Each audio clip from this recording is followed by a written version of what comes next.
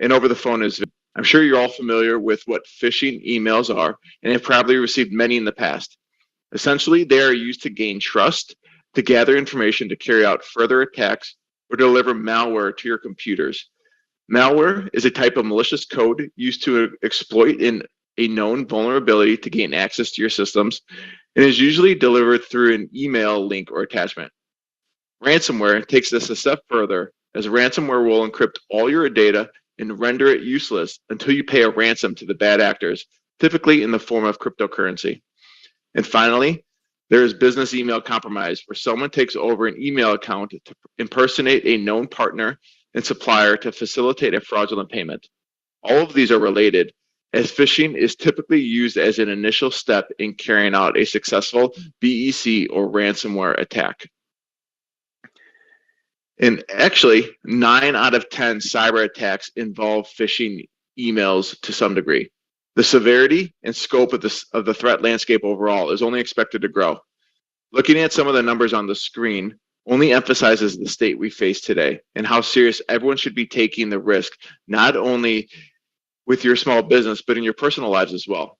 The main motive for attackers is usually money, and they'll continue to find new ways to create more sophisticated attacks, which in turn increases the risk for all of us.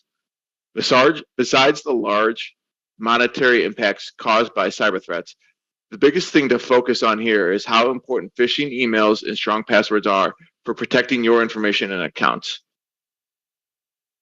Now, digging into some of the threat-specific metrics, we can see how cyber attacks have really taken off during COVID,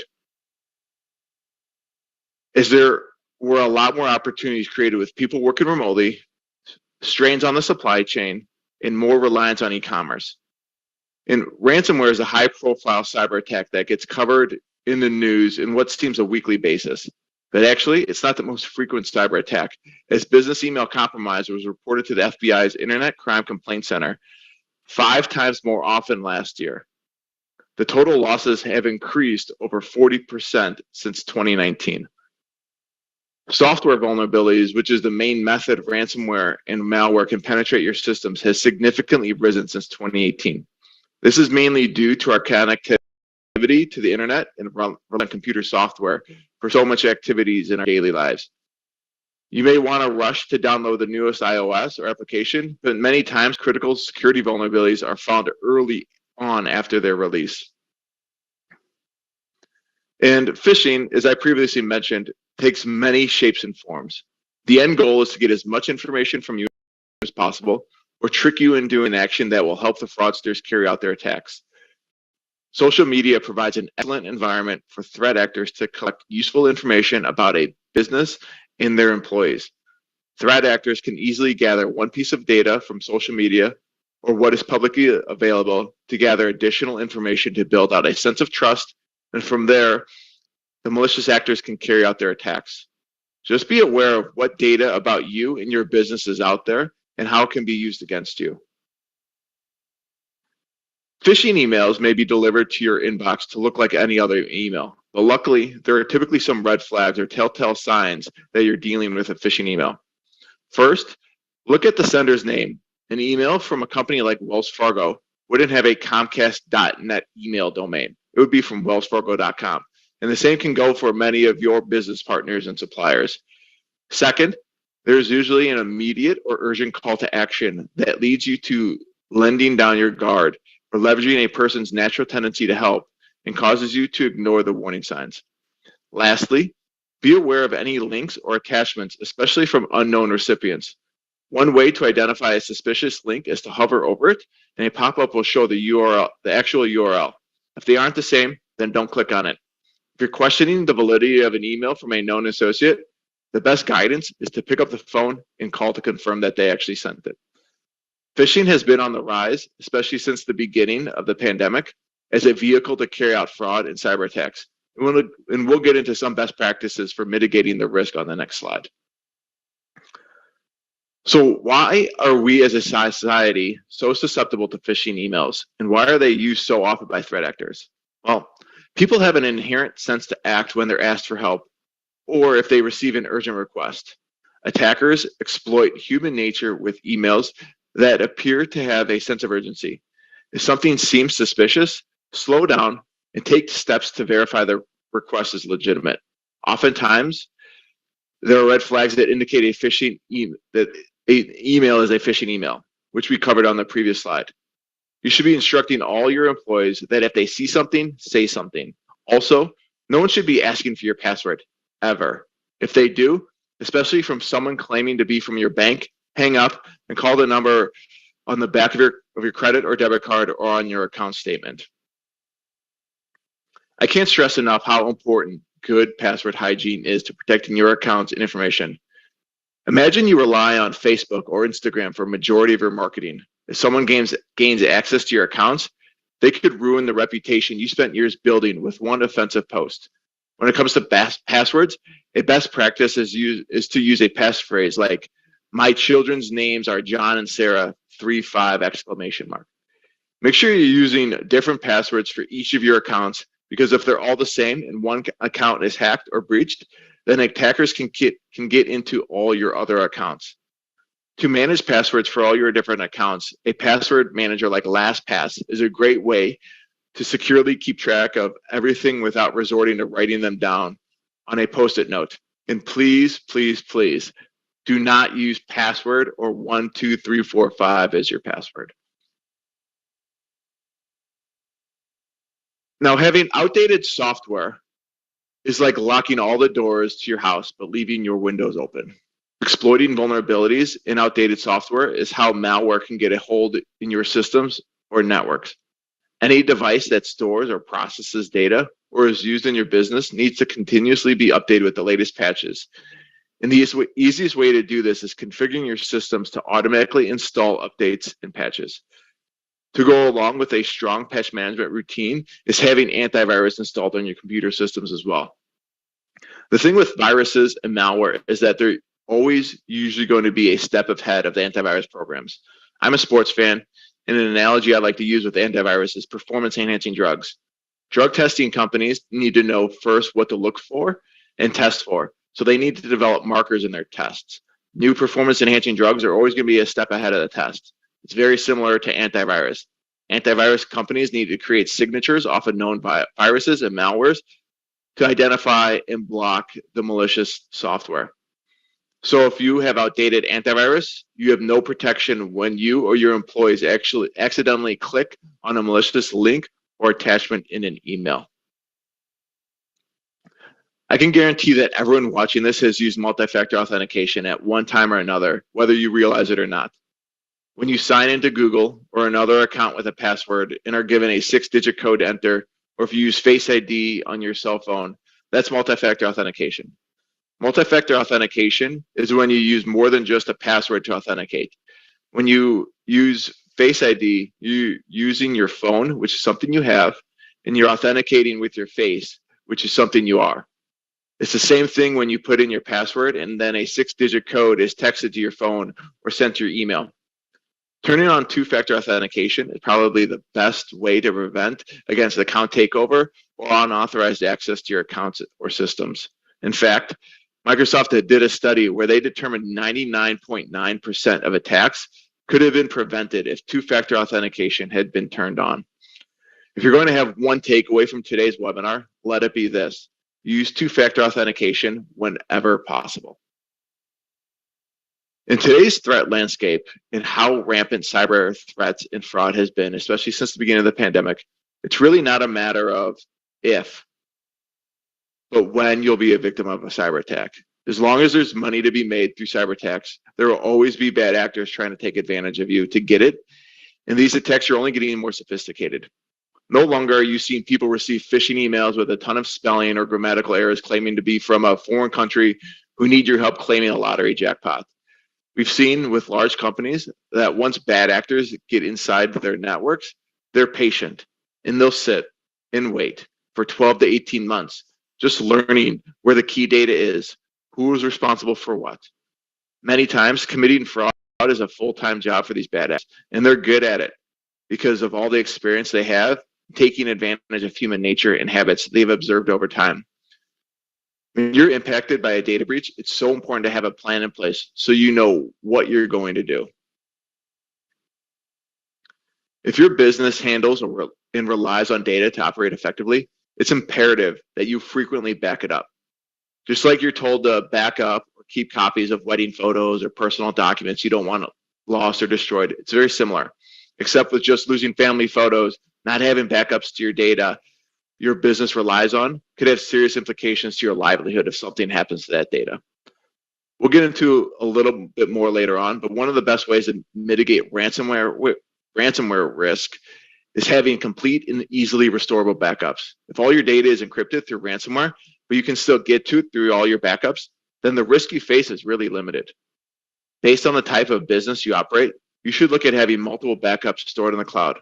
Also, making sure you can restore all your data through the backups is key. If you aren't testing your restoration process or don't know if your backups are working as intended, then there's not much point to having a backup process because you won't be able to confidently rely upon it when you need it most. As I mentioned a couple slides ago, businesses need to operate as cyber attacks are not a matter of if, but when, especially in today's cyber threat landscape. Because that's the unfortunate case, businesses need to plan for when that happens. It's also not just planning for what to do or who you'll contact when you're impacted by a cyber attack, but how you'll continue to operate if one of your key suppliers' network is out or you can't complete an order. What if you are a restaurant and solely relied on DoorDash for deliveries and they were unavailable? Having contingencies in place like switching to Uber Eats is key to ensuring the business you've spent so much resources and effort building can still operate. The last thing you want is to be thinking about these types of scenarios or developing a plan when you're in the middle of an incident or a crisis. Develop a plan for the most likely scenarios or for your critical visit, and then communicate it to your staff so they're aware of what to do and who is responsible for what. The FCC has a great resource called Cyber Planner, which can help you get started. In my opinion, I would say that besides enabling multi-factor authentication and having strong password hygiene, being aware of the latest cyber threats and fraud schemes through a strong security awareness routine is one of the most important things you can do to protect your small business. You can easily do this by setting up Google alerts that send you cyber-related news articles, or you can do your own research. Large organizations like Wells Fargo dedicate entire teams to cyber threat intelligence, where they are constantly looking for the latest breaches or tactics being used by malicious actors so they can learn from them and integrate the lessons learned to strengthen their own cyber programs. Then relying this information to your employees is just as important, because well-informed employees can help identify and prevent many cyber attacks.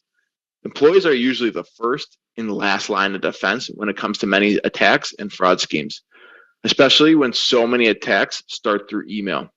Teach your employees that everyone plays a role in protecting your small business from cyber threats, and teach them how to spot suspicious emails or requests and how to report them to the appropriate people. Fraudsters are continually adapting their techniques to become more sophisticated based on what works, and you and your employees need to be aware of how these attacks are evolving. I know I briefly reviewed what business email compromise is at the beginning of the webinar, but the frequency and cost of BEC scams has significantly increased since the pandemic. What we usually see is that a fraudster will gain access into the email of one of your suppliers or spoof their email to make it look like it's coming from them. Then they will email you that they didn't get their payment or that there's been a change to their payment information. Once you complete the payment to the fraudulent account, it's incredibly difficult to get the money back before it's too late. If you receive a request like this that seems a little suspicious, pick up the phone and call a known contact. And don't respond to the email because it's likely compromised and you'll be emailing directly to the fraudster. Here are some tips you can take to help prevent BEC fraud. As I mentioned on the previous slide, if something seems suspicious or out of the ordinary, then reach out to your known contact at your supplier to verbally confirm the request is legitimate. Also, make a standard practice to verify payment detail changes verbally and have the people review the request or changes prior to making any payments. Also, think about establishing a certain dollar threshold that would severely impact the business if it was lost, and have 2 people responsible for making payments. That's $5,000 or $10,000, or it's up to you based on your risk appetite. But doing this doesn't place all the responsibility in one person's hands. You should also make a practice to review your accounts daily to spot any unauthorized activity, and definitely take advantage of account alerts to help identify and prevent potential fraud that's in progress. If a transaction is unfamiliar, report it right away, as many banks have a 1 or 2 statement cycle requirement for reporting fraud. Now we'll be reviewing ransomware. And what is a ransomware? I'm sure many of you have heard about it through the news, but essentially it's malware that is typically delivered through a malicious link or attachment via a phishing email, taking advantage of a known vulnerability.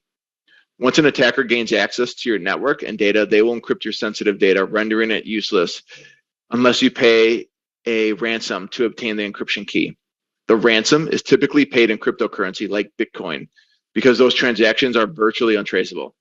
Most companies end up paying because they can't afford the downtime. And because you're not dealing with the most ethical people, companies only end up getting about 2/3 of their data back. As I mentioned, a typical ransomware is carried out through a phishing email.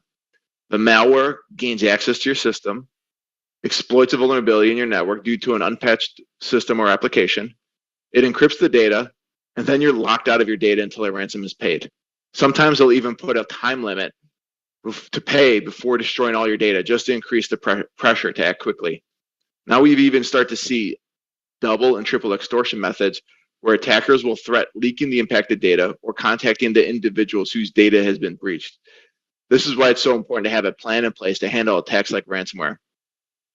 With so many companies being targeted and falling victim, you might be wondering, what can a company do to protect themselves? Some of the top safeguards include web content filtering, which helps prevent attacks starting through malicious links found in email. Also, one of the most important steps is a robust data backup program, as I mentioned earlier. If all your data is routinely and securely backed up at an offsite location, then if you fall victim, you can just restore to the most recent backup. The only problem with this is that it can be expensive and time consuming if you don't have a strong backup program that is frequently tested. As I mentioned during the phishing email prevention slide, a strong email proxy is key for stopping ransomware being delivered through phishing emails. And making sure your software and systems are patched against the latest vulnerabilities will prevent the malware from gaining a foothold in your environment by exploiting vulnerability. User awareness training, as I've mentioned throughout, is key in identifying and reporting potentially malicious emails. And then having a plan in place is one of the top things you can do. Being prepared for the inevitable attack, and what steps you'll take and who you'll engage. We've even seen companies, as part of their ransomware playbooks, opening a cryptocurrency account because it's incredibly difficult to come up with $1 million or $2 million in Bitcoin overnight when you have a 24-hour time limit to pay the ransom. So we've covered a lot of topics today, and I'm sure you may be a little overwhelmed with all the things you have to think about from a cyber perspective, while ensuring your businesses are operating efficiently and profitably. As you start to think about what you should focus on and where to spend your money, it's important to start with a risk-based approach by asking yourself, what are your most important assets that you want to protect, and where can you get the most bang for your buck? Shop around to see what vendor provides the best security features at a reasonable cost. Many internet service providers have security features built into their subscriptions, and the same goes for payment processing companies. Many security providers have bundled packages that give you a full suite of protection for your network and data, so you aren't dealing with 3 or 4 different companies. At the end of the day, you want to make sure that you have the appropriate level of control, given the value of the asset you're trying to protect. Of course, you don't want to spend $100,000 protecting an asset that's only worth $10,000. I just want to take a few minutes to summarize some of the key takeaways from today's webinar. Make sure you have strong, unique passwords on all your different accounts. Don't share your credentials with anyone, not even your bank or someone you think you trust. Be wary of email threats, and don't click on links or attachments from unknown or suspicious senders. If something is out of the ordinary and it seems suspicious, it probably is. It's incredibly easy to spoof a phone number to make it look like it's coming from a known contact. So feel free to call the person back at the number you have on file. Turn on 2-factor authentication and account alerts as an additional layer of security. For high-risk transactions like changing supplier payment details, Make sure 2 people are responsible for completing them to limit the risk and spotting suspicious activity and confirm the payment changes over the phone. I know I've mentioned today that today's cyber threat and fraud environment is continuously changing and growing. But fortunately, taking some of the key points from today will better prepare you to mitigate much of today's cyber risk. As we start to wrap up, I want to provide some additional resources for what you should do if you're the victim or are the target of fraud. Change your passwords immediately. Notify your bank that you're a victim of fraud, as they can take extra precautions like locking your account or adding enhanced fraud monitoring. If you have any evidence of an attack, make sure you're saving it for law enforcement to use with any potential prosecutions. If you find yourself to be a victim, make sure you file a report with your local law enforcement and with the FBI through the Internet Crime Complaint Center and with the FTC. My final point is that there's never a finish line when it comes to a strong cybersecurity program or posture, as there are always evolving and emerging threats. So make sure you're always evolving and staying up to date with the latest trends. Now, and thank you to everyone for your time and attention today, as I know how valuable it is. Now I'll open it up for any questions from the audience. Wow, thank you again for sharing your wisdom on how to protect our businesses from current and emerging threats, cybersecurity. Now, yes, we would like to open the floor to address your live questions. If you missed the welcome at the beginning of today's webinar, feel free to drop in and chat any of your questions. We have a few. First, can you tell us, can small businesses rely on controls at third-party payment systems like PayPal to prevent cyber fraud? Mr. Ellerman.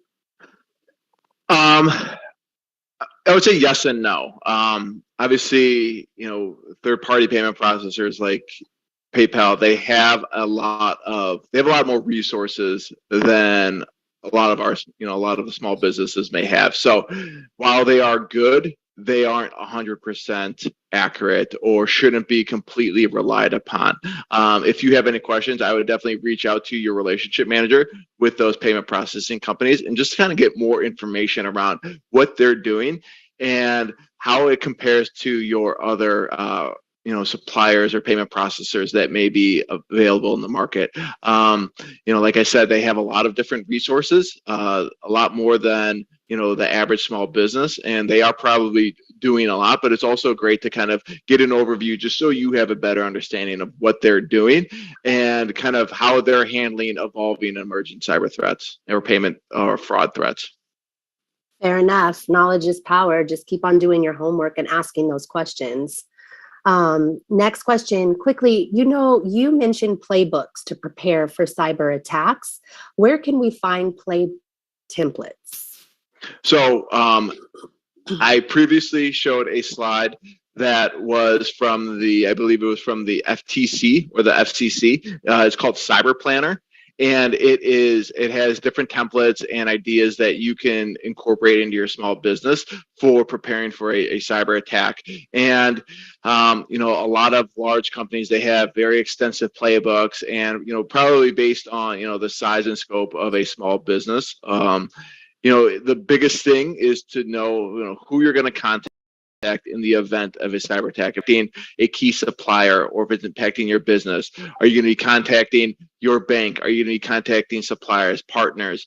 Are you going to be contacting your employees, right? Just kind of knowing what steps you'll take is key, just so you're not, going through the playbook or trying to come up with the playbook when you're in the heat of an incident, because when an incident is going on, you're probably running around with your hair on fire, and there's just so many things you're worried about, and having a playbook is very important, but also practicing that playbook, because you don't want to be dusting it off for the first time or looking at it for the first time when you're in the middle of an incident. You want to be kind of very familiar with it, for you and your employees as well. Okay, excellent. Our final question's a two-part question. Justin, how often should I, as a business owner, upgrade my equipment, like laptops and cell phones, to help outpace fraud and cyber attacks, is the first part of the question.